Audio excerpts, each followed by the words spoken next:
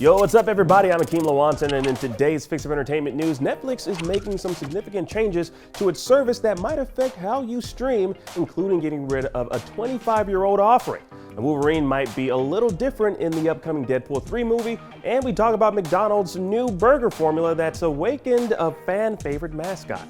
Plus more in today's Fix. Let's drop it.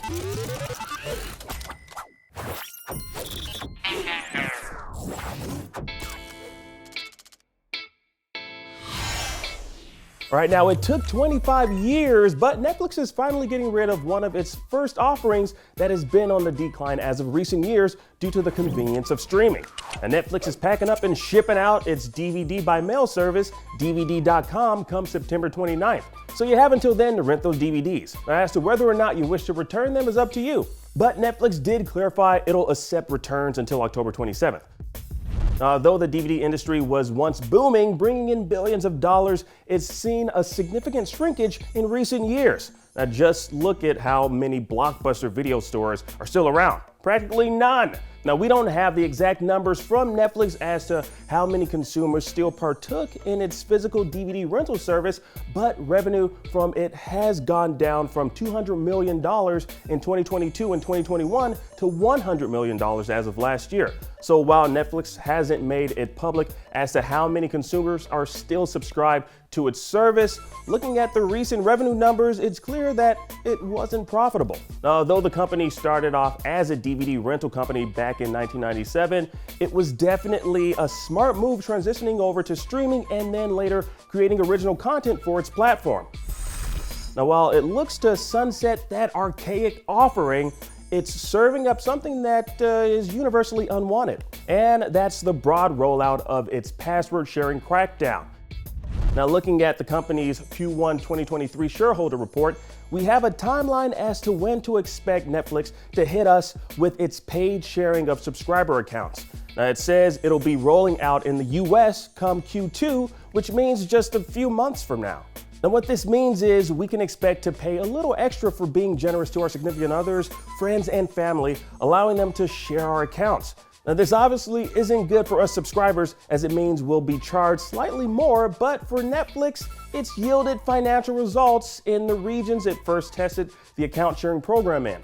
And in some regions, those that were sharing an account saw a message that read, quote, "If you don't live with the owner of this account, you need your own account to keep watching." Ouch, that sucks. And Netflix began testing the ability to purchase additional homes back in July, where an extra homes fee varied depending on the country, but wasn't more than an additional $2.99 in any location. Now, no word yet on how much it'll cost to purchase an additional home account here in the US, but whatever it is, isn't going to be widely accepted by current account holders. I sure as hell am not going to accept this. I might even cancel. Honestly, it might lead some to really start thinking about pirating some of its offerings and canceling their subscriptions. But what's interesting is Netflix added 1.8 million subscribers from January to March, so it seems the streaming giant is continuing to grow. But you know what? I want to know your thoughts on this story. Do you plan on keeping your account on Netflix if you have to pay an additional fee to share your account with friends and family? Sound off your disdain down below. Now, in Marvel news, it's looking like the Wolverine we might see in the upcoming Deadpool 3 movie will be a lot different than what we've seen previously from Hugh Jackman. Now, while speaking with ET Canada, Ryan Reynolds explained how it all went down on pitching the idea of Logan to Jackman, saying, quote, "What we pitched him was enough of a divergence from the character that he knows and the character that he's left behind that it gives him something completely new to play and something that he's really excited to do." Now, what does that mean? Like, how will this Logan diverge from what we've seen previously from Hugh Jackman? Like, maybe we'll see Jackman take on a more Aussie version of Wolverine, similar to what played out on the Pride of the X-Men animated pilot. Like, in that, Wolverine spoke with an Australian accent, which upset a lot of fans. A little known fact though, he was originally supposed to be Australian, but that idea never materialized and he remained Canadian. Now, Hugh Jackman is Australian, so maybe there'll be some sort of tongue-in-cheek moments and subtle nods to that very short-lived series and idea. In other news, we got the name of the Godzilla vs. Kong sequel, Godzilla Kong, The New Empire. Will see the two massive monsters butting heads yet again to see who has the larger ego and even larger fighting prowess. Now, this will be the 5th film in the MonsterVerse series of movies Warner Brothers has been cooking up for fans. Now, no further details on the movie, but you can expect it to hit theaters March 15th, 2024. You want to say Godzilla X Kong? No, you never say the X. No, I know, it's just funny. I'm not saying it, man. Okay. You know how many anime exists that have an X in it? Yeah. I'm not saying Hunter X Hunter. I'm not saying Spy X Family. You crazy for that one. That was the producer. Leave this in too. Trying to get me to say the X. Leave this in. Thank you.